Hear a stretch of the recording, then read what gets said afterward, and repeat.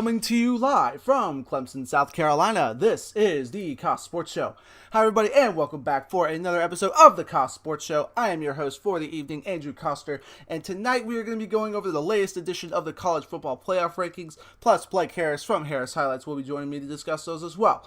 And plus, what's going on with the coaching carousel right now in college football? A lot of crazy stuff's been going on lately. I'll update y'all a little bit on that. And also, there's a big bunch of conference championship games this weekend, 4 of them of which have implications on the playoffs. I will be going over a preview of those as well as making my picks for on conference championship weekend. Let's get to it.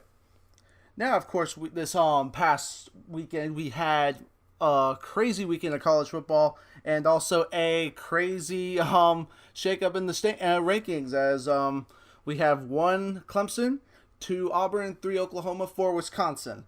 5 Alabama, 6 Georgia, 7 Miami, and 8 Ohio State.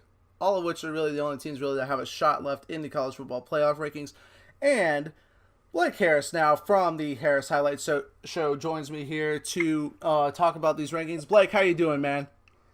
I'm doing great, brother. How are you? Pretty good. I know you're probably ecstatic about ASU's big win over Arizona this past weekend. Oh, bro, the party is still going on as we speak. Well, that's what I like to hear. I mean, I'm not going to lie. I picked Arizona to win that game, but y'all did a good job of shutting down or holding down Khalil Tate, I must say. And Manny Wilkinson had a very solid game as well. Yeah, the one thing about that game really quick is, though, Khalil Tate in the second half, we still don't know if he was benched or he had some sort of injury, but I think he was only out there for a few snaps. They had Dawkins going out there, so I was kind of bummed. It was great to see the win, but I kind of wish we would have had Khalil Tate at his 100% best. Oh, wow. I actually did not know that. Well, hopefully he's nothing too bad. I hope he's okay. But anyway, going on to these rankings, I know you've seen them. I know we've already kind of talked about them a little bit. But first, before we talk about that, for this upcoming weekend, do you think this could be the greatest weekend of college football in history? It definitely has the potential to be. It either has the potential to be the craziest, the most exciting weekend of college football ever, or it can just be a very boring, uneventful weekend, and that's if the top 4 teams win. So I personally hope it is. I hope there's at least 2 teams in the top 4 that lose, so we can have some chaos, because next week it's not going to be exciting if, we already know who the top 4 is going to be set in stone. I need some excitement this weekend. I mean, there's definitely a potential for a team, anyone in the top 4 to go down. I mean, probably I'd say the team with the least chance of going down probably would say Oklahoma. Probably the highest I would go with Wisconsin. But anyway, and the next question I have for you, do you believe that Auburn deserved to jump all the way up to 2? I mean, there's a lot of controversy on this. I've seen people say they shouldn't have jumped so high. I was actually very surprised on it, but what's your take on that? Yeah, I think it honestly depends on what you truly believe the point of the college football playoff rankings are. For me personally, I think it's about having the 4 best teams. So if that's what you're going by, I think Auburn absolutely deserves to be there. Jumping up to 2, I know that is a stretch. I actually had them at 1 originally, but then I rethought and I put them at 2. I like it. I mean, the football they've been playing the past week, they've knocked down 2 number 1 teams in the course of, I think, 3 weeks. Truly remarkable. I think that's more than fair. Now, if you're going based off what your resume is, they do have the 2 losses, but now granted, one of those losses was to the new number 1 team that is Clemson, and their other loss was to LSU when they just kind of blew it at the very end. So they're not horrible losses, so I personally don't care, but I know people have their different thoughts, and the fact that they did move up 4 spots, they did leapfrog Oklahoma, they did leapfrog Wisconsin. I got no problem with it, and the thing is, whether they were ranked 2nd, whether they're ranked 3rd, whether they're ranked 4th, if they beat Georgia this weekend, they're going to be in. And if they lose against Georgia, they're going to be out. So the 2 is a stretch, but I got no complaints with it. Yeah, I mean, I do get why people had them at 2. I actually had them at 3 behind Oklahoma. I get them being ahead of Wisconsin just because Wisconsin's resume is still very poor. I mean, if they win, Wisconsin wins this weekend, don't get me wrong, they deserve to be in. But like I said, it doesn't matter really if where you are in the top 4. If you're in the top 4, that's really what matters. Except if you're the 1 seed, just because you do get to the closer game, closer to you, which in this case, probably I think for all the teams would be the Sugar Bowl in New Orleans. Of course, I know you'll be excited with the Rose Bowl hosting a semifinal this year, but that's really the only good thing I've seen of being the top seed. But fun fact though, the top seed has yet to win the national championship when it's in the college football playoff era. Oh, well, there's always a perfect time for the first. That's for certain right now.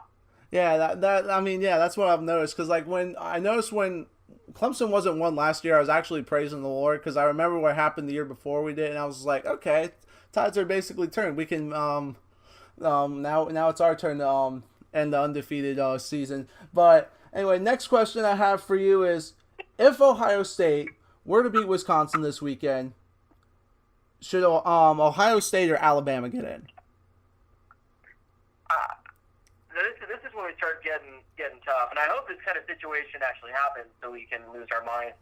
I think if Ohio State beats Wisconsin, they are going to give the edge to Alabama, which it's tough because, Alabama, I haven't really been the highest on this year because they have not really had any convincing wins, and then now they lose the last week of the season. But it's just so tough to have a team like Bama, who's 11-1, not make it. But Ohio State, I think it also depends on the win. If Ohio State comes out and they just beat Wisconsin by 30 points, I think they definitely have a stronger case. But if it's like a game within a touchdown, I think it's going to be tough. I think if Ohio State wants to get in, they're gonna have to have Oklahoma go down as well. So have those 3-4 teams go. I think that's their only chance. Yeah, that's kind of what I was thinking too. They'll need to beat the brakes off Wisconsin. Now, I think it was in 2014 when they needed some help to get into the playoff.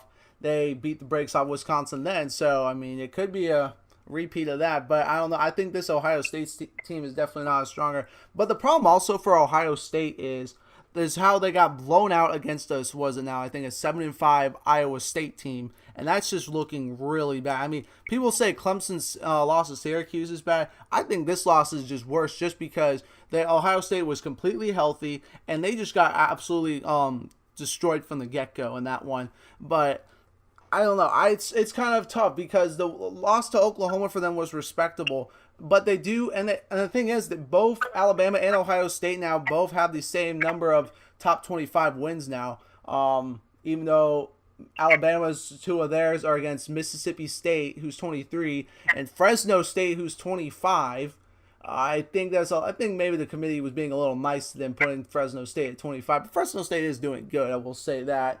But my next question is for you is, why is UCF, they're undefeated, still not getting respect they deserve, and they're still not in the top 10?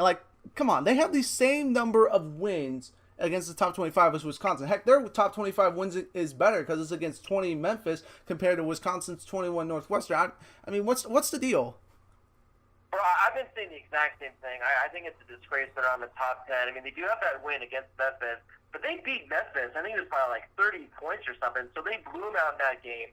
This game against South Florida, I think South Florida is a very good team. They're not ranked this week, but I'm really sold on them. I think they're a solid team, but you look at UCF's schedule, and they're not playing, a bunch of cupcakes. They're playing all teams from their conference, but they were just blowing them out. They beat Maryland by 20. That's a nice Big Ten opponent right there, but they beat Cincinnati by 30. They beat Eastern Carolina by 40 points. They beat Connecticut by 30, Temple by 30. So they were blowing these teams out. I think it's bad. You got all these teams that are moving up. You got Virginia Tech, who moved up 3 spots for beating Virginia 10-0. But then you got UCF, who just had this unbelievable game. I think the best game of the college football season, and they move up 1 spot. It's sad to see. But the good thing is, I do think they're going to beat Memphis this week, and I think they're going to get a New Year's Six bowl. And I just really hope that they go out there and prove them wrong. Western Michigan, they almost did it last year against Wisconsin in the game, almost took them down. But I really hope so, because I just hate how you get these non-Power 5 schools who are truly, I think, good teams, but everyone just thinks because they're not in the Power 5, they shouldn't be there. But 11-0, going 11-0, regardless of who you play, what conference you're in, it's a very tough thing to do. Well, people also seem to forget that the American Athletic Conference is definitely one, in my opinion, the best of the group of 5 conferences. They used to actually be formerly with the Big East, which of course had South Florida, UConn, some of those other teams in there as well. But the American Athletic Conference is very respectable conference in my opinion. Of course, they've had Navy's been good in the past few years. Of course, Houston's won the Peach Bowl I think 2 years ago for them, and of course I think also something that maybe could have helped Houston UCF is if they had gotten to play Georgia Tech. I know Georgia Tech struggled down the stretch, but I think that even could have helped boost them just a tad because it would have been against a very respectable ACC school. And they're not going to a bowl game, but it would have been. I think it still would have helped because more wins against the Power Five for them would have just helped them no matter who it was against, in my opinion. Yeah, I completely agree. That one did hurt them, but I think they're in a good spot now. If they can just win this game and then just go on to whatever game they get, like I said, hopefully they can just prove them wrong. Because I hated it with Western Michigan last year, and I'm hating it this year.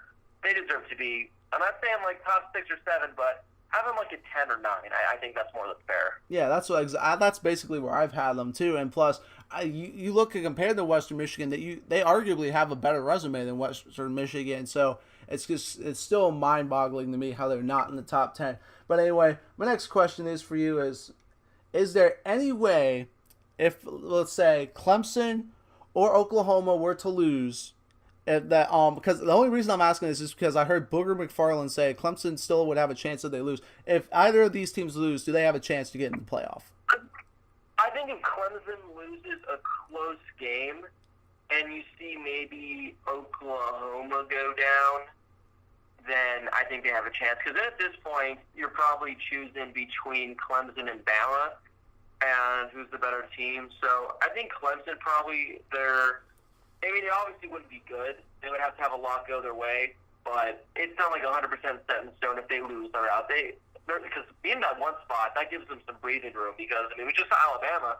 They lost to the number 1 team in the country, and they only fell 4 spots. So I think Clemson still has a shot. It's going to be interesting to see. They'll definitely be very exciting to see. I'm sure if that were to happen, if Clemson were to lose and they were just like at 4, what kind of criticism and backlash the committee would be getting. But I give them a shot, but it's not a good one. Well, I don't think would Oklahoma have to lose. I think definitely Wisconsin would have to lose as well to have any chance at that. And then on top of that, maybe Georgia beat Alabama or Auburn as well, just because of then there's a lot more controversy in that situation because then you have you'll have then Clemson, Ohio State, and Alabama there, and Clemson will still have the best win probably of the 3, or maybe it depends on Ohio State's. But I don't know, it's so tough. But I am scared if that were to happen and Clemson were still to get in. Oh, the amount of criticism I would see towards the community, it would be like, oh, they're just giving them the benefit of the doubt for being national champions. Syracuse. If I haven't heard that enough already this year. Oh. If I hear that one more time, my head might explode. I mean, it's been brutal, but I don't know. I'm very interested to see how that will go as well. But my next question also for you is, should USC be ranked ahead of Penn State? This is an interesting question I've had, and I know with you being a USC fan, this is interesting because USC does have a better resume. I mean, they do have the worst loss when, especially when they went on the road to Notre Dame and got demolished. But do you think they should be ahead of Penn State in the rankings? It's a tough one. I personally, I'm okay with it because it's 9-10. So if you were to flop them the other way around, I wouldn't have an issue with it. Penn State, I mean, their 2 losses this year, they have been heartbreaking. The 1 point to Ohio State, I think they lost by like a field goal or something to Michigan State. So 2 losses by a combined 4 points. That's rough. And USC, that loss to Notre Dame is just still not looking good. I mean, I think overall, you're right, SC definitely has the better resume. That win over Stanford right now is looking pretty good. I personally would put USC there, but as I mentioned, 9-10, since both those teams are completely out of playoff contention, I don't think it really matters. But at the moment, SC has a better resume. I think they should be at 9. Well, I mean, yeah, I kind of agree with that too, just because of the win over Stanford. Penn State's best win right now, I think, is against Michigan, and that's really not that impressive. What 8-4 Michigan team who's struggling against all the good teams they played. And I think if they USC wins this weekend, though, I think they will probably jump them. I would be surprised if the committee still had them behind. I would not understand their logic at that point, because then you want to be in a good Stanford team twice, and then Penn State will just have been sitting at home watching the games. But my next, I think this is my final question for you. Who do you think will be in the top 4 next week? Not like who's your rankings right now, but who, after all the games are played next week, who do you think is going to be in the top 4? I absolutely hate to do this, but I think it's going to stay the exact same. I honestly do. I think Clemson beats Miami. I actually think that game is going to be the least competitive, believe it or not. I think Clemson is going to run away with that game because, like I said, I'm still not sold on Miami. I think Auburn. I think Auburn gets it done against Georgia. I really do. That's the one game, though, I'm the most conflicted on because, yeah, Georgia lost to Auburn a few weeks ago, but we're just forgetting how good Georgia has looked this season. I mean, they have been really good, but I think Auburn gets it done. Oklahoma, I think they're going to get the job done against TCU and Wisconsin. They're 12-0. They're 12-0 for a reason. They're a very good team. And we're still trying to figure out the whole JT Barrett thing. If he's fully healthy, this whole my friend Brady said it perfectly. Cameragate is kind of what it's like right now because the whole thing with the cameras. So I don't know what the health of him's going to be, but like I said, I personally think they stay the same, which I really hope they don't because I want it to be chaotic, but I'm going to be boring and say the top 4 is going to stay the exact same. However, I think there might be some rearrangements in the top 4 depending on what the outcomes of the games are, but I think they're going to stay the exact same. Well, don't forget also, Kerryon Johnson right now for Auburn is day-to-day. There's no guarantee that he will play against Georgia. And if he is not good to go against the Dogs, that is going to be a huge loss for Auburn because when I was watching the game, what was it? Gary Danielson, of course, the analyst for CBS said that their offense is starts around the running back, not the quarterback, because they are more of a run-first kind of offense with what Gus Malzahn likes to do. So, and they already don't have Petway. That's a big loss. And now if they don't have Kerryon Johnson too, now you're going to have to you're going to be giving it to, a true freshman in Martin. And then you're going to be having to rely on Jared Stidham's arm, which, don't get me wrong, he's improved a lot as the season's gone on. But I don't know if Auburn will be, Georgia will just be putting their ears back coming after him, I think. So that one's going to be very interesting. But, I don't know. I'm torn on that one too. For me, I have I'll go ahead and say who I have too. I have Clemson, Auburn, Oklahoma. I originally wrote down that I said Ohio State would win, but I think I'm going to go back and change it just because of JT Barrett's health. If he were healthy, I may give the edge to them, but we don't know how he's going to be. We don't know how he's going to be able to move around, and his running game can be huge for Ohio State. And if he's not able to move around, that's going to really hurt them offensively. So I kind of like you too, thinking they may stay the same. It's tough though. It's like I don't know. I hope I'm wrong because I really hope Sunday morning comes and I'm just arguing with my friends over what the top 4 should be because it'll make it a very, very exciting selection Sunday show to say the least. My personal hope will be for Georgia to beat Auburn because I grew up a diehard Dog fan, and that'd be cool. I'm be happy to see them finally make the playoff. And Wisconsin and Oklahoma and Clemson to win, just because I really don't want to see Alabama in there again. I think no offense to Alabama fans, I think everyone is tired of Alabama just being so dominant. And I'm personally not an Ohio State fan, so if they don't get in, I'm not going to complain about that either. But it's going to be very interesting though, to say the least. There is even the games that don't have any impact on the college football playoff are going to be cool too. Of course, USC against Stanford. or UCF against Memphis, two also very good games as well. Even Boise State, Fresno State, which should be pretty good too. But anyway, thanks for calling in, Blake. I really do appreciate talking with you on this, man. And it's going to be very interesting maybe to see next week what happens. Who knows? It could be, like I said, and there's a good chance it could be the top four to stay the same, but you never know. This is college football, and this is years I feel like the closest it's been to 2007, of course, the year of the upset. So we'll see. There is going to be a lot of stuff that's got to unfold this week, and wow, Selection Sunday is going to be could be very exciting, or it's just going to be like, yeah, we'll see though. Yeah, man, we got a great Saturday. We're going to be very spoiled, just games all day. Hopefully a lot can change. But yeah, Andrew, once again, I appreciate you having me on, and I'm pulling for your Tigers, man. I'm hoping you guys can get in, because if Miami gets that win, I'm going to have a lot of explaining to do on next week's show, that's for certain. Oh, I will too. And plus, I've been telling people on Twitter all year that Miami is, or ever since they barely beat UNC, that Miami is not the real deal. But I mean, I think they will. I think Clemson is peaking at the right time, kind of like last year. Of course, they looked good last week against South Carolina, who was a definitely much improved team, but still a team in the rise. But I think there's definitely this start for Clemson right now. They're starting to remind me of last year, how they're peaking late on with Auburn. But it'll be interesting to say the least. But anyway, have a good one, Blake. I know. Is there any basketball? You got any basketball games to go broadcast again? No, not till Saturday. Well, I mean, didn't you say ASU's basketball team was doing really good this year? We're ranked 20th. We're ranked for the first time since James Harden was here.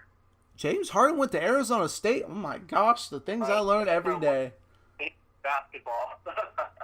I mean, okay, I can only dream that Clemson basketball ever gets ranked again. Heck, the last good player we had come through us was, I think, Trevor Booker.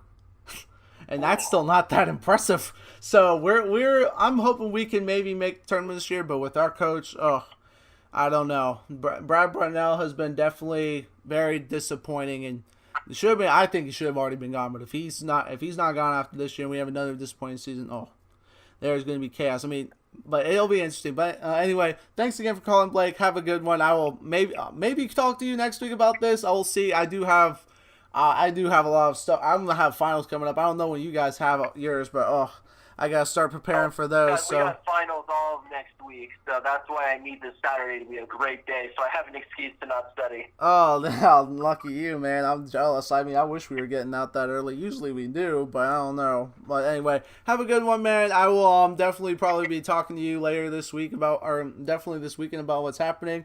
Oh, and we'll talk about our fantasy football league, which is getting interesting too. That's for certain. We got a very, very interesting playoff coming up, so who knows what's going to happen with that. But yeah, once again, man, I really appreciate it. Have yourself a good week over there. All right, thanks, man. You do the same. Like I said, guys, that is Blake Harris from Harris Highlights. Always love having Blake on the show. He's such a good guy. He's always so fun to talk football with. I mean, sports in general. I mean, actually, he's told me this. He said his favorite sport is baseball. So it just shows how much a passion he has for sports, just like I do. It's very cool to have people like that. You don't actually see that many people these days. But anyway, that's really all I have to say about the rankings, because he and I really hit it on the spot. I think they actually did it. These rankings are fine. I didn't think Auburn maybe would go that high. I'm surprised just because of last week with the 2 losses. I didn't know that they would put them ahead of Wisconsin still, even if they had beaten the second number 1. But I guess that was good enough. I mean, heck, they've beaten 5 and 6 now, and so that is pretty good. They can't go wrong with that. Oklahoma, I mean, I was even maybe surprised that they jumped them, just because Oklahoma really hasn't done anything to have a team jump them. I mean, they dominated West Virginia last week, even if West Virginia didn't have Will Grier. But it's interesting to say the least. But like we said, the top 4, only the 1 seed really matters, because you get to play a little closer to home. But even then, if you're like teams like all these programs, they'll be able to travel. That's not, if they have to go out to Pasadena, that would be really cool. Heck, I'd love to go out to Pasadena and stuff, but I've already made plans. And I'm gonna enjoy for New Year's, and I'm already gonna very much enjoy as much as I'd like to go out to. Plus, I'll be saving money getting to watch the thing on TV, so it won't be too bad. Hopefully, I'll get to save my money to go maybe watch Clemson play for a second national championship. In case y'all didn't know, I did get to go watch it last year when they played Alabama. I was actually in the end zone when Hunter Renfrow caught the game-winning touchdown. But anyway, that's really all I have to say. I mean, if there's any notes I could maybe say on this, golly, it's really hard. Maybe, I don't even know why. Maybe the only thing I'd say is they're generous to keep Mississippi State in. I think they did that for Alabama's sake. Fresno State's maybe a little bit more different because they have been playing well. They did just beat a ranked Boise State team last week, but I will give Mississippi State the benefit of the doubt. Nick Fitzgerald did get hurt last week for them in their loss in the Egg Bowl to Ole Miss. Thoughts and prayers are with Nick Fitzgerald. Hope he recovers. I mean, he just had a rough week. I mean, heck, Dan Mullen's now gone. He's out. I think done for the year. He got carted off. And it was tough for him. I mean, he's a great player. Nothing but respect for the guy. Hope he can recovers very quickly.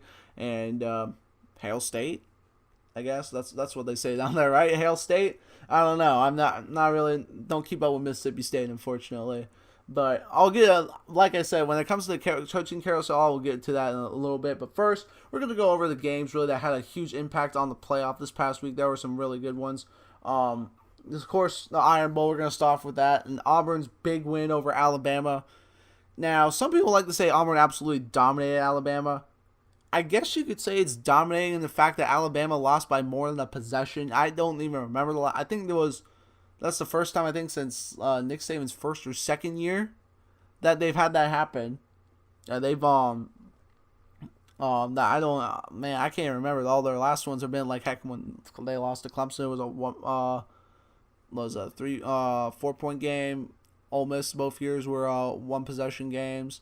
It's just crazy, you know. You ever think about Alabama just losing by more than a possession? I mean, it's a big deal, of course, when they lose, but the fact they lost by 14, I mean, in the fourth quarter, they just made so many careless mistakes too. I mean, the bad snaps, the botched hold on the field goal that they ended up trying to run a fake with. At first, I looked at it, I was like, are they seriously trying to run this fake? But I looked at it again, obviously, and there was just a botched snap that's really hurt them there. But wow, I've never seen the Alabama team like this where they shot themselves so many times in the foot. It's strange. It's just this Alabama team that game really showed me that Alabama is not the same team they have been in years past. I mean, of course, when they won the national championship 2 years ago, even last year they were still very good. Defensively, they're just not as good. I mean, Auburn got over 400 yards on them. They were lucky. They could have probably been more if Kerryon Johnson hadn't gotten hurt in the fourth quarter. It's just, I mean, but to be fair, Auburn did pull out a lot of crazy plays. I mean, heck, they had the jump pass with Kerryon Johnson in the first quarter. A lot of screens, a lot of crazy motions and move. But that's also Gus Malzahn's offense. If you guys have watched Gus Malzahn at Auburn, he runs crazy. He's a lot of motion, a lot of moving around, a lot of crazy formations and stuff to get you on your toes on defense. It makes it definitely very tough. But also for this game, though, Auburn did win with a price. We don't know Kerryon Johnson will play Saturday yet. Like I said, I looked this up before the show. He is day-to-day, according to Gus Malzahn. This was as of, I believe, yesterday. So we don't know we still don't know his status. And that would be a huge loss. Because they're already, like I said earlier, they're already without Petway, who people say when Clemson beat them, they were bad with. They only beat them because they didn't have Johnson. They didn't have Petway for that game, and people tend to forget. Coming into this year, Petway was their returning leading rusher. So, I mean, yeah, it would have probably been different if they had Johnson, but I mean they didn't, and then Clemson still won. And even then, I don't think Kerryon Johnson would have been a difference in 11 sacks. It's definitely not. He's a great player. Don't get me wrong. He deserves Heisman or to be in the Heisman voting, but I don't think against Clemson he would have made a huge difference. Just because we've seen Clemson's defense all year. I think right now they're 6th right now in total defense in the country, and I mean it's been all year. I mean, heck, they shut down the reigning Heisman winner Lamar Jackson. Really, one of only 2 teams to do so. I mean, NC State kind of did, but Clemson was the only true team to really shut him down this year. Because, I mean, yeah, he had 3 touchdowns in that game, but two of which were very late against Clemson's backups. But going back to this game, though, Jalen Hurts struggled. He was disappointing. I mean, he made a decent amount of plays with his legs, but throwing the ball very disappointing. 12 of 22, 112 yards and a touchdown. I mean, I guess that's okay. In Alabama, actually, I looked back at this again. At first, Alabama, I thought couldn't run the ball to save their life, but I went back. They ran for over 200 yards in this game. But, I mean, I think what happened was a lot of it was Jalen Hurts scrambling, and it wasn't as much backs getting the ball, and I think that was a huge issue for them.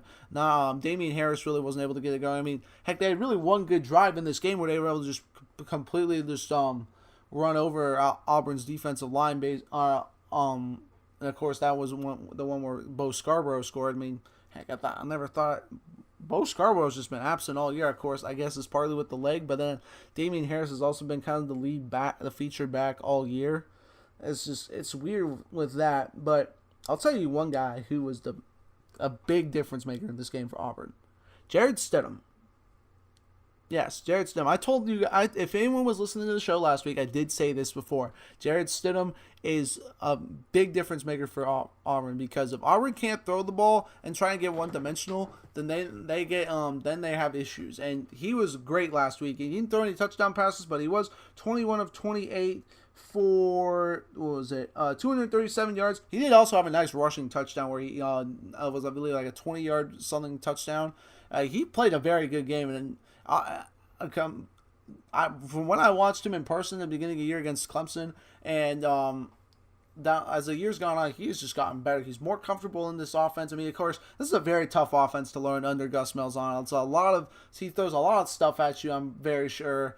I give him credit, because think about it, a year ago from the Iron Bowl last week, he was throwing on the scout team for, I think, a high school team. So very cool story for him. Glad to see he is leading this Auburn team right now. And has them obviously right now. I think they're the hottest team in college football. I think Clemson's 2. I think maybe Oklahoma's 3 right now, and I don't know who I could put after that. I'll just maybe Stanford because of a good win against Notre Dame this past weekend. But Alabama, though, their playoff chances. Oh, they need Wisconsin or Oklahoma to lose. Because I do think, as much as I disagree with it, if Wisconsin or Oklahoma goes down, they will get in. Like I said, I personally do disagree with that. I don't like it at all, not one little bit. It's just because their wins really haven't been that impressive. Yes, they have 3 wins against top 25 teams, but their best win is against a 9-3 LSU team who lost to Troy at home. They just also Fresno State. I mean, don't get me wrong, Fresno State's had a good year, but they're still Mountain West. But I'll tell you what, though, that Mercer win they had was really looking good. Yeah. That one's definitely their top win, I'd say. Kidding, obviously. But I don't know. It's just this Alabama team's the eye test. Besides that point in the year when they beat up on, Mississippi State, Arkansas, or no, not Mississippi State, Ole Miss, Arkansas, and Vanderbilt. Down the stretch, they just didn't look as good. I mean, they barely beat Mississippi State. They struggled against LSU. They actually got outgained yardage-wise against LSU, which is crazy. And considering the game was also at Bryant-Denny, it's a different team this year. I mean, of course, they've been having injuries at linebacker. What was his name? Sean Hamilton, I think, or his name still is out for the year. But they did get a lot of those guys back last week against Auburn, so really can't complain too much about that. But like I said, they need help. They need someone to lose in the top 4.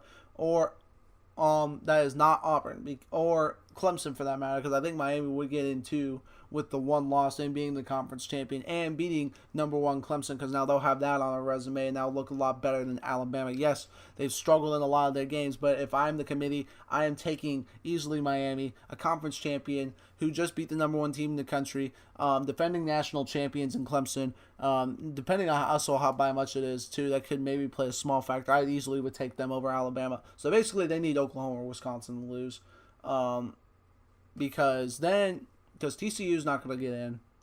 Ohio State, this one has been tearing me apart. So I actually have some interesting stats I saw when I was on Twitter today. So in the past 2 years, the 8 teams that have gotten into the playoff have a combined 6 losses by a combined 31 points. Ohio State this year alone has 2 losses by a combined 46 points. Makes it very interesting. And then you also have another interesting one. No team that has made the college football playoff was ranked outside the top 5 the second to last week of the season. Of course, the weekend going into conference championship weekend is what they mean by that. Very interesting. That could change, though, if Wisconsin and Oklahoma lose. That stat may change, but there's no guarantee that's going to happen. But I'm very intrigued. There's going to be a lot of stuff going on. There's going to be a lot of stuff going on this weekend. But like I said, Auburn's win again. This is all still going back to the Auburn game. Sorry if I got a little bit off track here. Auburn, very good win. Very impressed with them again. But this is good. They're going to be going up against a hungry Georgia team who looked very good last week, and I think they are getting Jake Fromm more comfortable throwing the ball. And this will be an interesting game also just because Auburn is playing away from home. Their 2 big wins this year have been at home. Now we get to see how they do it is a neutral site game, but I think there'll be more Georgia fans, honestly, because I don't think Alabama fans will be selling Auburn their tickets. I think they're going to be trying to sell those to Georgia fans left and right. You think you're going to try and sell your conference championship tickets that you already bought in advance to your arch rival? I don't see it. Unless you're like maybe family or friends, that's different. But I think this will still be a majority Georgia crowd at Mercedes-Benz Stadium. And it still won't be like it's going to be a home game for Georgia because there will be a lot of Auburn fans there too. But it'll be different. It's going to be a different game for Auburn. It's not going to be at Jordan-Hare, which is a very tough place to play, as we saw this year. Heck, I didn't know I thought they'd maybe win one of those games against Georgia and Alabama. I never expected them to beat both. But fun fact also, this will be the first time that these two, Georgia and Auburn, have met in the SEC championship game. Of course, they meet every year in the Deep South's oldest rivalry. But like I said, it's going to be a very fun game. I think it will definitely be a lot better than the last one. Definitely not a blowout, especially if Kerryon Johnson's hurt. Then things will get real interesting. But anyway, enough of this game. There was a big upset, very, very big upset, and that was Miami losing to Pittsburgh. I kind of saw this coming. Surprisingly I did. And an interesting fact about this game. 10 years ago, West Virginia lost to Pittsburgh as the number 2 seed, except this one was at West Virginia. This was back when they had Pat White as quarterback and Rich Rod as head coach.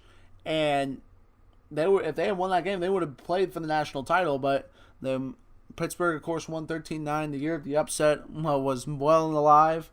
And, of course, Pittsburgh did have the big win against number 2 at Clemson last year. So maybe it won't work out for Miami since they were playing on the road. But going into this game, I watched this game, I was not impressed with Miami's offense at all. I haven't really been all year, especially since Mark Walton went down. Fun fact, by the way, he has already declared for the NFL draft. I personally will disagree with his decision, especially since he will be coming off of injury. But I do wish nothing for the best for him. He's one of my favorite players on Miami. I hope he recovers well and does great things in the NFL. But their offense just did not look good. They had 45 yards rushing, and their leading rusher was Malik Rozier with 31 rushing yards.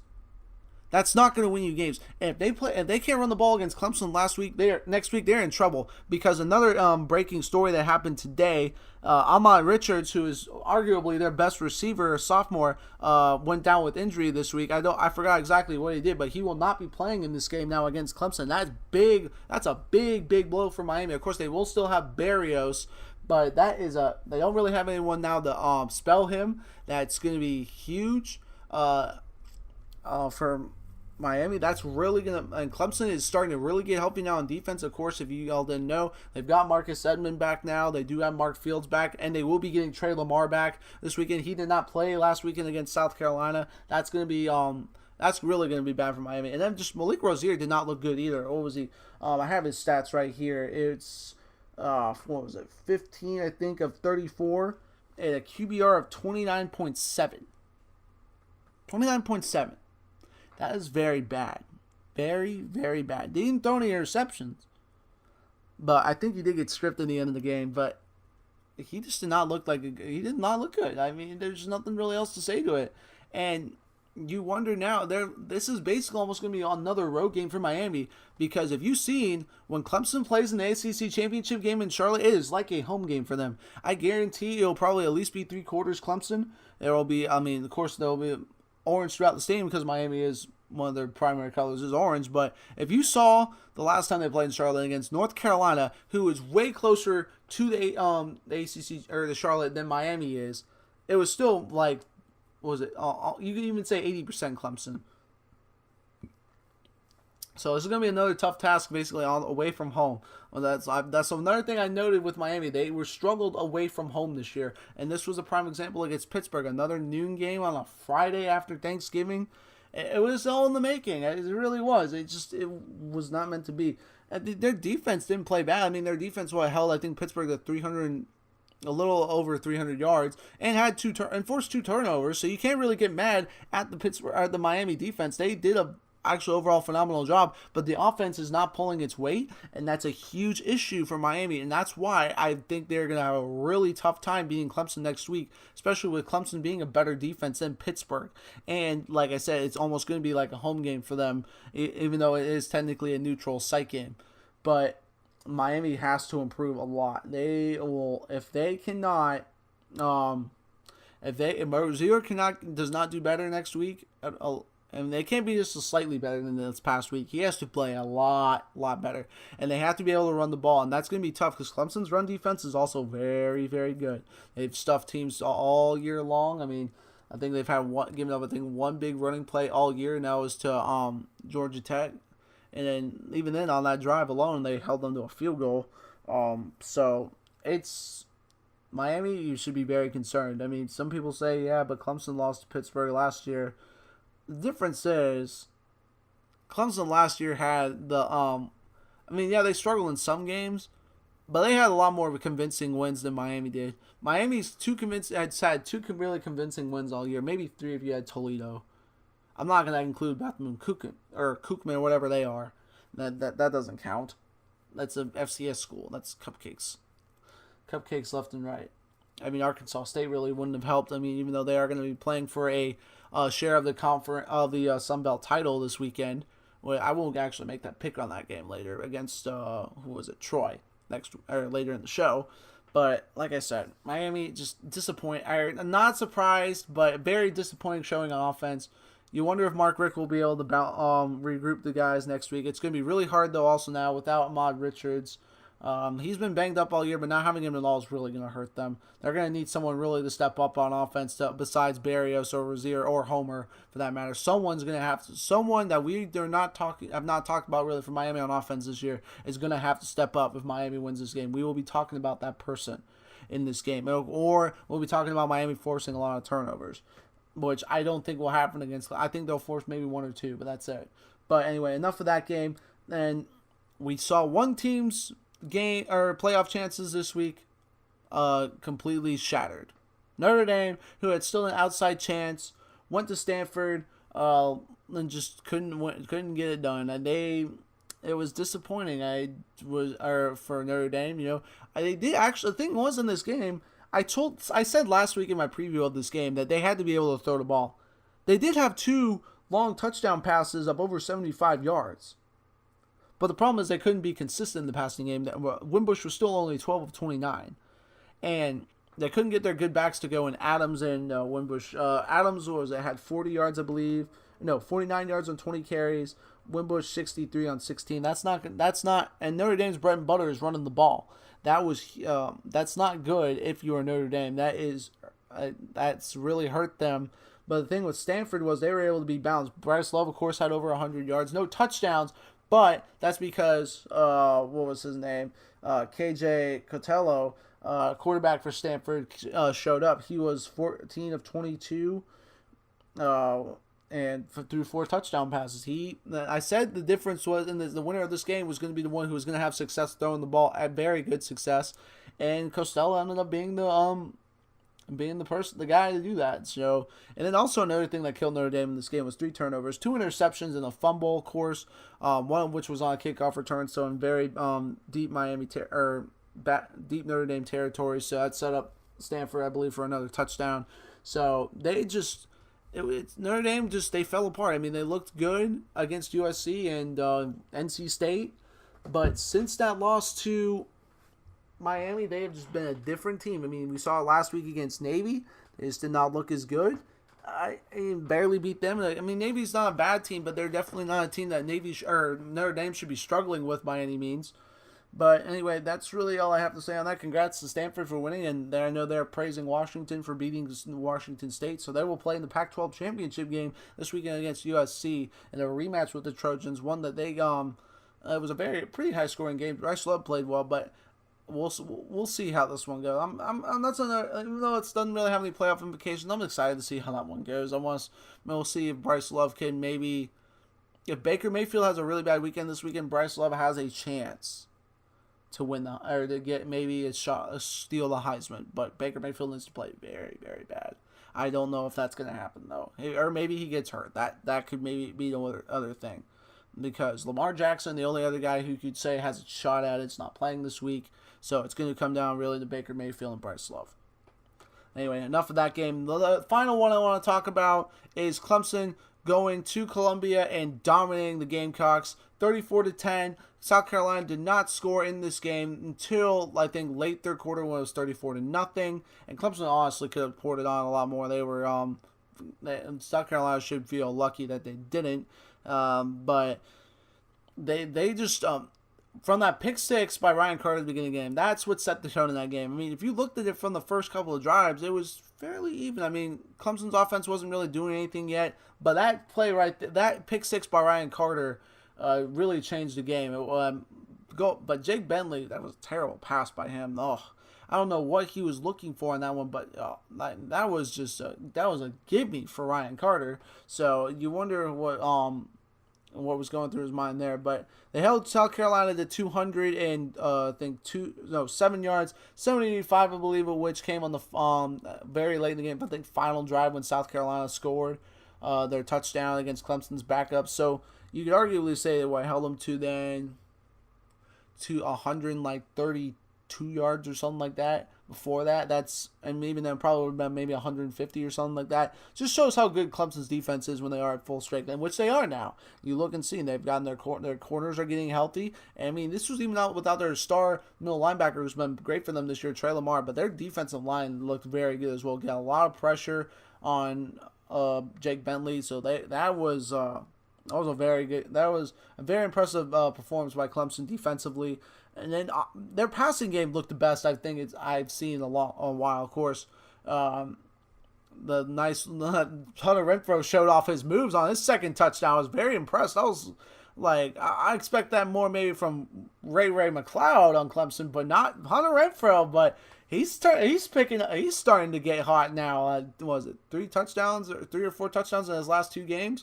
Very good for him. Kelly Bryant looked very good, I'd say, as well. Not really good, but very solid. 23 of 34 in this game. That's for 274 yards and 2 touchdowns. Did throw a pick. That's when the game was way out of hand. If you watched him in this game, one thing I will say he could have maybe improved on was a little bit more of holding on or taking off to run too quick. Or leaving the pocket too quick. That's the only thing I could, the only thing I can maybe say that's bad about him. But this week he had a very good game. But like I said, Clemson, I think, like I said earlier, is peaking at the right time. I really think they are. They beat the Citadel last week pretty dominantly. But like before that, I mean, they've been squeaking by. But it was the second to last week of the regular season last year, before conference championship week, when they started to turn up to a very dominant win over Wake Forest, followed by a dominant win over South Carolina, and of course a win in the ACC championship. We know how that all went on full, 31-0 Ohio State, 35-31 Alabama. But then right now, a very dominant win against the Citadel, a very dominant win against South Carolina at South Carolina, which is not an easy place to play by any means. But, I mean, there's a lot of things I could say about the South Carolina fan base, but I'm going to restrain myself from doing that because it would not. I already said enough bad things about them. I'll just say they embarrass themselves on national TV. That's it. And I will say, if you throwing bottles on football fields, throwing anything on the football field during a game or stuff. It's stupid, it's classless, and that's it. Okay, I'm done. I'm not going to say anymore because I could go on and on and on. I'm going to restrain myself. It's better. It's not what I really want to talk about. I mean, I could go on and on about every fan has their bad fans. I mean, it seems like South Carolina has worse than others, but anyway, done. Like I said, Clemson is peaking, I think, at the right time. And I think they're the second hottest team right now behind Auburn. We'll see though this weekend which will both of them get in? Will neither of them get in, or will one of them get in? I think it's more likely that both will get in, or definitely at least one. I think Clemson's almost a lock. We'll see though. Don't count out Miami, but the way they looked last week, I don't know. Anyway, that's enough of the games I wanted to go over this week.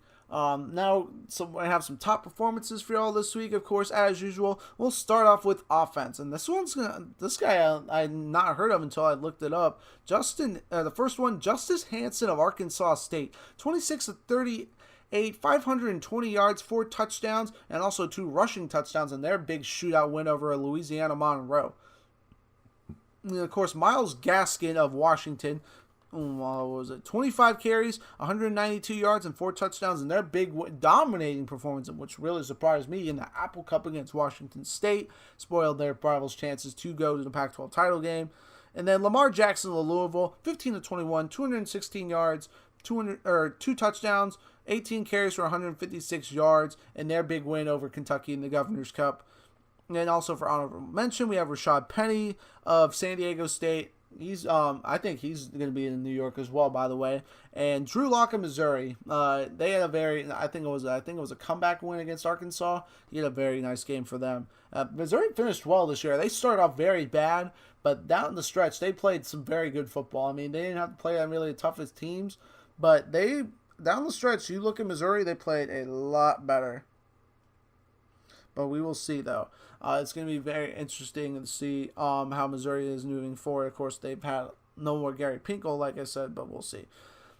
Now, I usually don't do this, but it's that time of year where the coaching carousel right now is very interesting. And we're going to first start off with Tennessee and their... I don't even know where to begin with them. I really don't. It's a dumpster fire right now for Tennessee. Of course, fired Butch Jones. Very good move on their part. Wish they had done it earlier. But then, Curry, their athletic director, thought it'd be a great idea to hire Greg Schiano, who's really not been a successful head coach. He kind of built up Rutgers, but then as the year went on, he went down. Didn't do anything really in the NFL. And then some people say that he was brought up in the Penn State case. Of course, I actually went back and looked into this. Apparently, he did was brought up in court. I mean, he was never asked to testify. We'll say that, but he was his name was brought up several times in court cases regarding the Sandusky issue. And Tennessee fans were not happy. They apparently, after the other time, they went and actually basically revolted on campus and said, "Do not do this. Get rid of this guy." Thankfully, the Curry did, but they made their program look bad for that sake. But do commend them for making their voice heard. Of course, y'all don't know Clay Travis, big leader in that. I mean, so a lot of people hate Clay Travis. I personally like him. I like that he's not afraid to say his opinion, and he actually does. He did have a huge influence on it. I never thought I'd see that radio show host, but good for him. I'm glad to see. I know Tennessee's his team, so good for him. But the problem was they were about to get potentially Brome from Purdue today, and apparently the deal was already done. But the chancellor on the original deal said no. They went back and they said basically they had to offer him less money, and Brome walked away. That's very disappointing because Brome would have been a very good coach for them, so they're still in a lot of trouble. So who will be their coach? In case y'all didn't know, Mike Gundy, they flew out to try and sign him. He said no. Of course, I don't know why. His alma mater is Oklahoma State, so I really don't get that. T. Martin is the one I've heard. Of course, was the quarterback when they won the national championship in '98. Les Miles, I think might be coming up now just because of some of the other stuff that hasn't worked out. I don't know. It's kind of interesting to see who else is on there. I couldn't tell you, to say the least. Goodness gracious, there's so many things. Actually, I probably could look on Clay Travis's Twitter to see who's the top candidate right now. But I don't know. It's very interesting to say the least. So some other things to go as well. Arizona State, of course, fired Todd Graham. I disagree with this decision. They definitely improved this year. They beat Washington, and then when they were a top 5 team, they beat Arizona, and they are going to a bowl game. They're 7-5. I don't get the firing. I mean, the thing with Arizona State is they're not an elite program. I don't know if they apparently have huge expectations out in Tempe. I mean, besides being one of the largest schools in the country, they're not really known for football. Like, this isn't the late 90s where they had Jake Plummer and company. So I don't get it. I really don't. But apparently Herm Edwards might be a top candidate for the job. I heard for a while it might be Kevin Sumlin. Apparently that has died off. But that's really all I've heard on the Arizona State job. Scott Frost is, I think, the favorite, the clear favorite to go to Nebraska. Of course, he has a lot of connections there. I hope he waits till after the season to go, because that would just be doing UCF dirty, a program that potentially has a chance to go to a New Year's Six Bowl. So I really hope he's not one of those coaches. And in case y'all didn't know, some hirings have already happened. Chip Kelly is already at UCLA. A lot of people thought he might go to Florida, but it ended up not being the case. Dan Mullen, though, who was, I believe, Urban Meyer's offensive or defensive coordinator when he was there, is going back to Florida. And that was one that surprised a lot of people. A lot of people said they did Mississippi State dirty. But in reality, as much as I hate to say it, Florida is definitely a higher profile job than Mississippi State. And the thing is, the reason I thought he wouldn't go is his wife said he did not want to hurt him to go. And I didn't, women can have a huge impact or a huge effect, especially if it's your wife, on where you go. But I guess maybe something else changed, because he is going to Florida. It'll be interesting to see if he can turn that program around. I mean, they're not going, Florida's not going to a bowl game this year.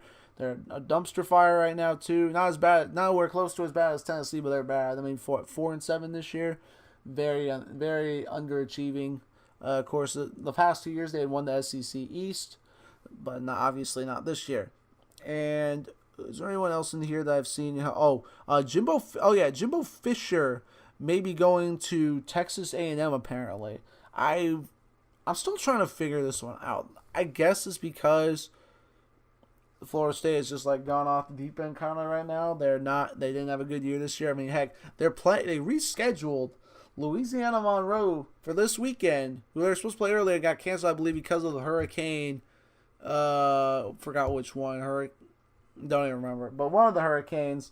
But they're rescheduling them just so they can keep their bowl streak alive. I think that's just dumb. Just let it go at this point. Just leave it alone. I mean, are you really gonna brag about keeping your bowl streak alive when by beating Louisiana Monroe? That doesn't make sense. It'd be really funny if actually Louisiana Monroe beat them. I actually would laugh so hard. I think it would be hilarious. And I think it's what they get for trying to do that. That's just ridiculous. Anyway, enough of the coaching carousel. That's just want to give you a little update on that. There, also apparently, Brent Venables, of Clemson's defensive coordinator, might want to go to Arkansas. I did see in an interview today it said he is loyal to Clemson. He did say he was loyal to Clemson, so I don't know if he's going to be going anywhere. I know a lot of teams Clemson players want him to leave because he's a great defensive coordinator. We love him here. And I hope he doesn't go anywhere. But if he does, we'll wish him the best of luck. I hope he doesn't. He's been great here at Clemson. We've seen Clemson's defense under him just become insanely good, and they produced a lot of great draft picks as well. I mean, you look in the NFL right now: Grady Jarrett, Big Beasley, Cordray Tankersley, Stephon Anthony. The list goes on and on. There's a lot of good Clemson players on defense right now in the NFL, and that's a lot thanks to Brent Venables. And of course, you all didn't know Brent Venables' son, one of his older son, is committed to play here, and his younger son has been offered. So it'll be hard to see if him leaving, but we'll see. But anyway, enough of that. So now I'm debating. I kind of want to give a preview, but I know this show is already kind of going longer than I thought. You know what? I wrote it out, I'm going to give this preview. It's just basically over all the conference championships games this weekend that will have an impact on the college football playoff. We'll start off with the ACC championship game that will be going on in Charlotte. Clemson, number 1, of course, will take on number 7, Miami. And I touched up a lot of this stuff earlier. Clemson must take care of the ball first off. They do not want to get that turnover chain out, and Miami started waving that again. We prefer that thing to be the U to be snapped in half so it can be spelled L, but if they get that, that could really spark Miami's offense. Even though they haven't been great this year, they could play very well. So, or it could help inspire them to do something. I mean, like I said, losing Ahmad Richards for them or for Miami is going to really hurt their offense as well. You don't know how they're going to play. It's interesting. And like I said, also it will be almost like an away game. If y'all didn't know, this basically is Charlotte is Clemson's backyard. The Carolinas, a lot of Clemson fans, not just in South Carolina, a lot of North Carolina too. You'd be surprised. They know how to travel. I wish I could be going to this game. Unfortunately, I did not get to any of the student tickets. Apparently, they only gave Clemson $200. And apparently they were $65 each. Over 2,500 students applied. So yeah, my chances were very slim to get one. Unfortunately, very sad. But anyway, enough about me being sad about that. I'll still be able to watch on TV and hopefully get to see Clemson win. But another thing for Miami is they have to be able to run the ball. You cannot go for 45 yards against Clemson because Clemson, if you can't run the ball against Clemson, Brent Venables is going to dial up the pressure and is going to have his guys pinning their ears back and coming after you with the blitzes, and they are going to be just Rozier will be pulling turf out of his face mask all game long. So if they have any chance against beating Clemson, they need help. They need help run the ball. Homer has to have some explosive runs. I'm not saying necessarily have like a 200-yard game or something like that, but have something to keep Clemson's defense honest, because if you have them aren't able to keep Clemson's defense honest, they're going to come after you. They're going to get all in your face. They will have probably, I still think, the best defensive line in the country. They will expose you. I think Miami's already in trouble, but if they can't run the ball again, it could be a very ugly night for the Canes, to say the least. But anyway, enough of talking about that one. Like I said, that was enough of the preview. Or enough of the preview for the ACC Championship. On to the SEC Championship, which will be played in Atlanta at Mercedes-Benz Stadium. Georgia and Auburn, of course, a rematch of the Deep South's oldest rivalry. The first time they've ever met in the SEC Championship game, which is actually very interesting because Georgia has, who else they played? They played Arkansas. They played, I don't remember who else. Alabama and LSU 3 times. Wow, yeah, I forgot. They played LSU 3 times in the SEC Championship game. Of course, this was back when LSU had Nick Saban and Les Miles as their coaches, not now with Ed Orgeron, obviously. But this is going to be an interesting game. Then a huge factor in this game is, will Kerryon Johnson be able to go for Auburn? I'm not saying if he doesn't play that Auburn doesn't have a chance, but I'm going to say their chances to win are going to be hurt. They already don't, like I said, they already don't have Petway. That's a huge loss for them. And Martin got hurt last week too. I think he's fine, but they're really thin right now on running back, especially if Kerryon Johnson doesn't go, they are in trouble. Big trouble, and you should be very concerned if you're an Auburn fan if Kerryon Johnson doesn't go. And for Georgia, they got to be able to run the ball this time. I think they didn't even run it for over 50 yards last time. That it was not Georgia ball. They're gonna also have to be able to throw the ball. I think if I'm Georgia, I'm coming out in this game throwing. I do not want to give the huge. If I'm Kirby Smart, I'd be throwing in maybe a couple trick plays, some screens. Also, maybe help get rid of the pass rush a little bit, because we saw when they tried to just establish a run, they just got manhandled. And of course, it doesn't help. I think when they have 3 offensive linemen. My uncle told me he was a diehard Georgia fan. Monty, if you are listening to this, shout out to you for being awesome. I'm being the awesome uncle. But if I'm Georgia, though, like I said, come out throwing the ball. Make Auburn respect your pass. Jake Fromm, I think Georgia's been trying to do a better job of getting him throwing the ball these last couple of weeks. And I think it was a big reason why is because of this Auburn game. Because, he threw, I think, 22 passes last week and ran the ball some, too. So they're going to, of course, they have 4 amazing running backs in Georgia. When did they not have good running backs in Georgia? I think the worst year they had with running backs is when they had Rashawn Ely, who still was solid, and Caleb King. So, I'd take that back. Rashawn Ely and Isaiah Crowell, maybe one of those two. But like I said, enough of those backs. It's going to be interesting. How Auburn play away from home. This, like I said, their two number one wins against the number one teams have come at home at Jordan Hare. This, of course, will be a neutral site game, not in Athens, but it still will be a different thing for them. How will they play? I mean, this will be both teams' first time in the Mercedes-Benz Stadium. If it had been Alabama, it would have been their second, of course, since they played the Chick-fil-A kickoff game earlier this year there against Florida State. But so they would have known what it's like. So it's going to be different for both teams, of course. Sad Georgia Dome unfortunately got imploded or demolished a couple weeks ago. Very sad to see. If you guys haven't seen the Martyr Bus meme, that is where that came from. But anyway, RIP Georgia Dome. But like I said, also, can Jarrett Stidham keep up his good play? That's another good question. I mean, compared to where he was in the beginning of the year, when I watched him play against Clemson, and he got sacked 11 times, I don't think he threw an interception, but he was rattled all night. I think he's gotten better. I think he will have another good game for Auburn. I do, but I think Georgia's also going to need to dial up some more pressure and come after him more. And especially if they don't have Auburn doesn't have Kerryon Johnson, Georgia's going to be focusing more on that pass because they're not going to respect Auburn's running game at that point.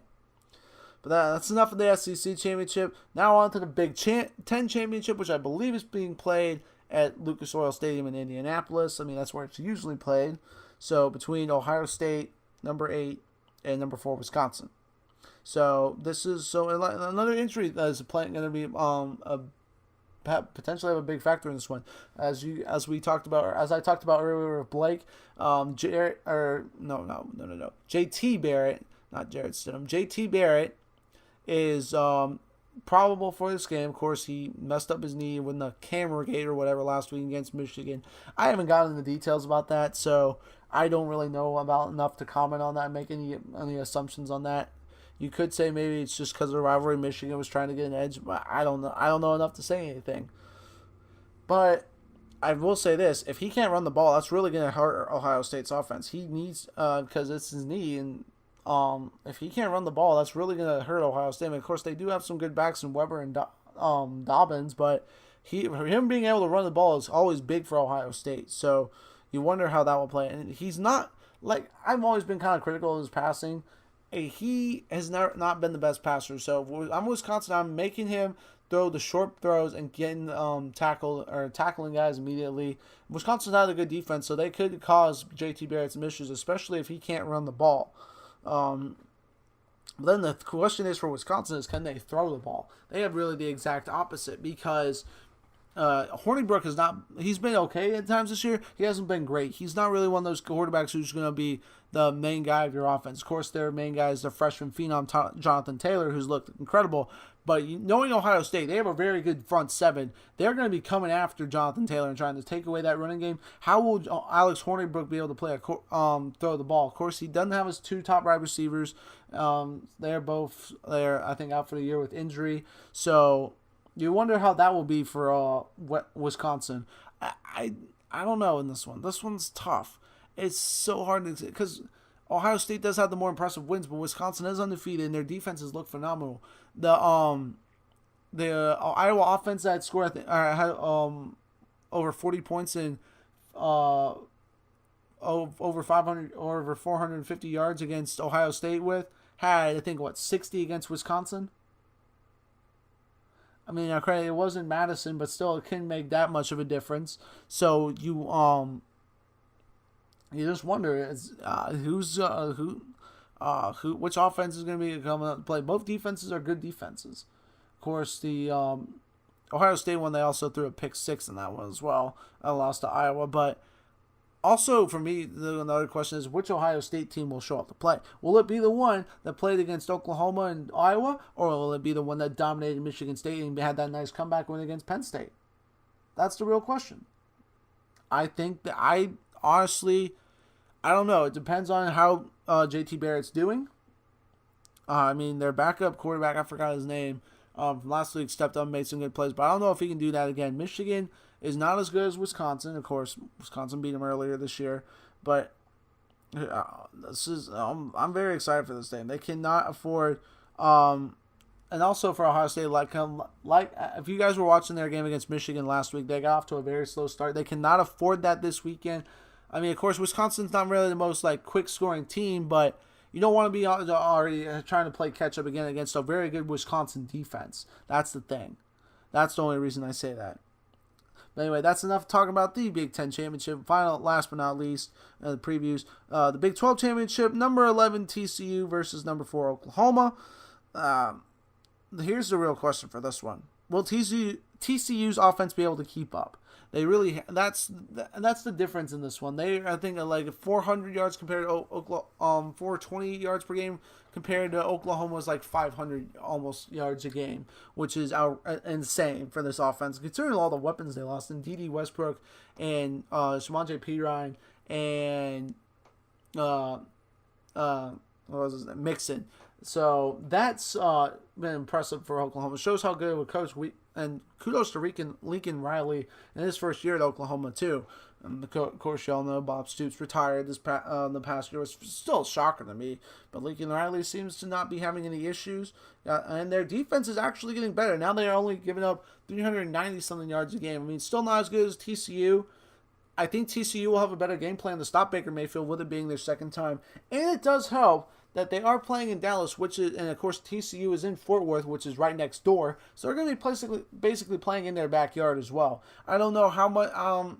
I know a lot of Oklahoma fans are going to make the travel or the trip there, but it's cool also to just see the Big 12 championship game happening again. We hadn't had this for almost 10 years. Of course, the last one Oklahoma did come back and beat Nebraska in that one. I think it was 2008 or something like that, 2009. I think 2010. So I'm very excited for this game. I think TCU has got it, or the main guy that's going to keep them in this game, if a chance, is Kenny Hill. Kenny Hill, really since the Iowa State game, has not been the same. They looked better last week against Baylor, but credit, it is Baylor. So we'll see. It's going to be interesting to see how TCU's offense is going to be the difference in this game, because Oklahoma's defense, while they've improved, they're still not that great. I still think if Auburn, Clemson, Oklahoma, and Wisconsin were to get into the playoff, they would definitely have the worst defense, and it's not even close. So we'll see though. Okay, we'll see if they can. They held TCU to 20 points last time. TCU's offense isn't that great, but I mean, they held West Virginia to 31. They held, I'm not going to talk about Kansas. That doesn't count. I think they held them to 3, but that's Kansas. So that really doesn't really mean anything. So, it's gonna be a huge game, a lot on the line, especially for Oklahoma. I mean, TCU, unfortunately, with a win, still won't get in the playoff. And I don't care what happens, they're not getting in the playoff as cool as that would be. And plus their wins this year, their only good win really now is against who is it? Oklahoma State, and that's a 3-loss team. So TCU is they're not they have a chance, don't get me wrong, but I think they're gonna have to play a perfect game to beat Oklahoma, just because of how good Oklahoma's offense has been, how poor I take it back. Their offense has to play a perfect game. Their defense is good enough to where they can make maybe 1 or 2 mistakes, but that's it. Even then, preferably none. But Gary Patterson's a good coach. Of course, he with Dabo Swinney and him are tied for the second coaches to be take the fewest number of games to reach 100 wins. I think it was at 119 or something like that. Something crazy like that. But anyway, that's enough for the previews. It is time for some picks. I gotta get them out of my picks right last week, but there was some I missed I was very much not happy about. But we're gonna start with one. This game is actually gonna be next week, and that is Army. It's the Army-Navy game. Army comes in. They're looking for their 9th win on the year if they win this game against Navy, and I think they're going to make it 2 in a row. Navy, they are not as good as they have been in years past. I like the Black Knights in this one. Also, being a former cadet here in Clemson's ROTC, go Army, beat Navy. I like the Black Knights in this one. Troy, Arkansas State, and this is for at least a share of the Sun Belt title, because if Appalachian State wins this weekend, they do also split with them. The Sun Belt is one team away from getting a 12 team, so they could have a conference championship. But I like Troy in this one. Of course, remember earlier this year they went on the road to beat LSU. Fun fact, though, both these teams somehow managed to lose to South Alabama, which doesn't make any sense because South Alabama is middle of the road. I think like what 4-4 or like 5 or no like 6-5, 5-6 or something like that. Nothing really good. 5-7. Nothing really too impressive, but I like the Trojans in this one. They, of course, beating LSU at Baton Rouge was a big win. I think Troy's going to win this one. Toledo versus Akron in the MAC championship in Detroit. Ford Field. Toledo 10-2, Akron 7-5. Toledo gave Miami a good run for their money as well. I mean, they had the one loss to Ohio, which was kind of a surprise. I didn't expect that, but I do like the Rockets in this one to become the MAC champions. They're not going to go, of course, to a New Year's Six bowl or anything like Western Michigan did last year, but I think the Rockets will win this one and go to maybe a respectable bowl game by the MAC standards. Conference USA Championship, North Texas at Florida Atlantic. This is actually being played at Florida Atlantic Stadium in Boca Raton, Florida. Lane Kiffin, what was it? They've been on like an 8-game win streak or something like that. I gotta go with the Owls in this one. I think North Texas is a good team. Of course, they beat Army, who has 8 wins currently right now. But I like that Lane Kiffin and company. Oh yeah, Lane Kiffin.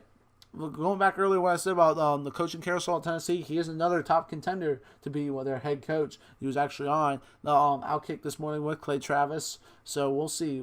He could be leaving it after this year at Florida Atlantic, but like I said, he's going to go off with a bang and win a conference championship in his first year as head coach for the Owls. I like them in this one. The Mountain West Championship, number 25, Fresno State at Boise State. These two teams actually played last week at Fresno State. So basically, they already knew who was going to be in the Mountain West Conference Championship. I think Boise State, though, with it being on the blue turf, they get their revenge, and they're going to go on and win the Mountain West Conference Championship. I think Fresno State's been a nice turnaround, I think, this year, but I don't think they can beat Boise State on the blue turf. It's a very tough thing to do. I mean, of course, Virginia did that this year, but I don't think Fresno State can beat them twice in a row, like the Broncos in this one. And then, of course, the American Athletic Conference Championship. There we go. Sorry, it took me for a second there. Memphis at Central Florida.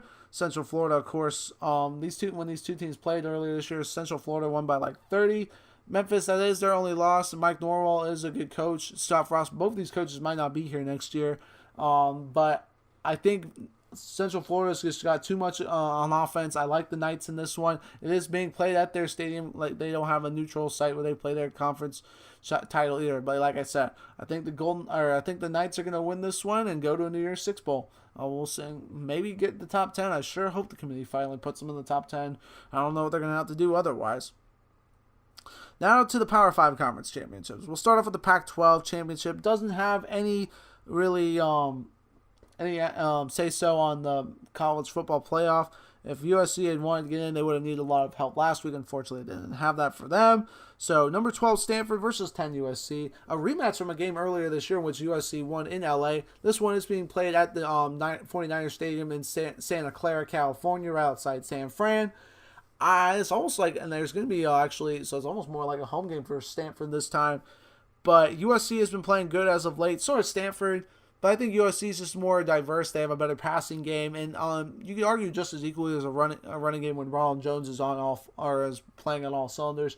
I'm gonna go with USC in this one to win and go. Well, they won't be going to a Rose Bowl this year actually, so none of that. But I do like the Trojans to win this one and become Pac-12 champions. Now to the games that actually do have an impact on the college football playoff. And we'll start off with the Big 12. Number 12, TCU versus Oklahoma in the Big 12 title game in Cowboy Stadium in Arlington, Jerry's World. This game is in TCU's backyard, but I think Oklahoma's defense has gotten better. I think Baker Mayfield is going to be playing very well.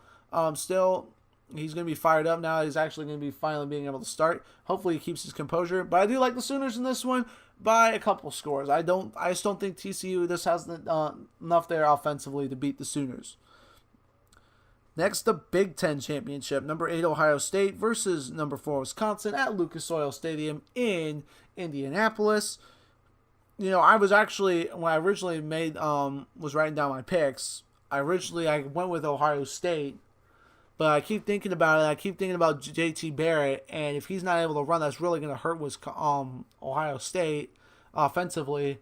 And I think Wisconsin's got the defense to shut down that offense. Originally I had Ohio State, but I flipped my pick again. I'm going with the Badgers. Be undefeated, make it to the college football playoff, and we'll see how they do against in there. But yeah, I think the Badgers are going to win the Big Ten championship game. But I think it'll be a close game. Don't get me wrong. I don't think either team will blow each other out, but I do think the Badgers are going to win this one very, very, very, very close. Now the SEC championship game in a rematch, number 6 Georgia versus number 2 Auburn. You know, I'm hoping Georgia can win this game. I'd love to see them. Growing up a diehard Dog fan, it'd be nice to see them make the playoff. But I think Auburn, especially if Kerryon Johnson plays, even if he doesn't play, I think they're just still overall the better, well-rounded team on offense. Georgia's still a pretty young team. I like Auburn. Auburn's defense is a little bit better. I expect them to come after Jake Fromm again. I like Auburn to win this one and make it to the college football playoff. Who will they play? Essentially, we will see.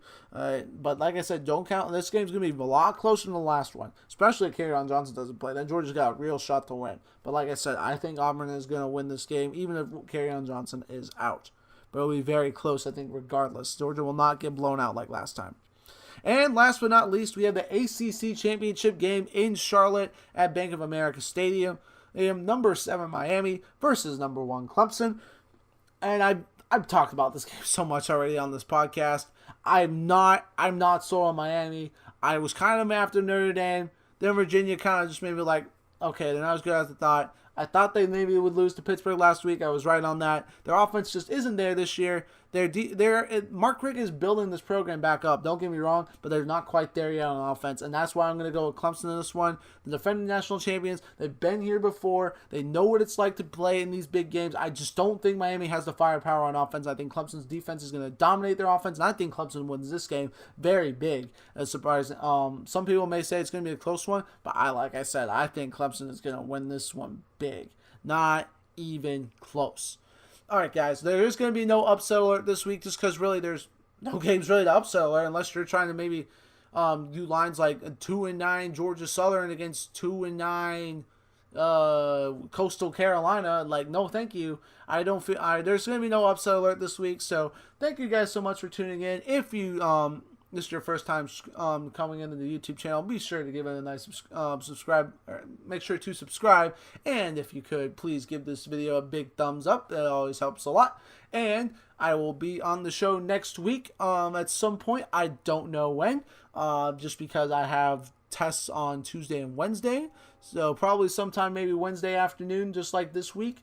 So it'll be very interesting to see when. I will post in the description when I think it will be happening. But like I said, thanks again for Blake Harris for being on the show earlier. I always appreciate him. Maybe I don't know if I'll be able to get him next week, but maybe for a preview of the New Year's 6, I can get him on the show because I will do a show for that. And I will be doing, like I said, I'll be doing the show sometime next week. And of course, enjoy college football. If you are going to games, be sure to have fun. These are once-in-a-lifetime experiences. Heck, this is one of the only things I've yet to do as a college football fan. Let's go to a conference championship game. I was hoping to go to this one. Unfortunately, couldn't quite do it. Just not everything fell through. I mean, after Miami lost, ticket prices did go down, but unfortunately, it's not quite enough. So anyway, enjoy whatever game you're going to. Have fun. Please be safe. Do not drink and drive. Or make sure not to drink and drive. Use the buddy system. I know we all love to drink as college football fans. I am me and myself included. So, but anyway, I will see you next week on the next. Golly, I can never get these outros right. I will see you next week for another episode of the Kos Sports Show, talking about Selection Sunday. Like I said, have a great weekend, everybody.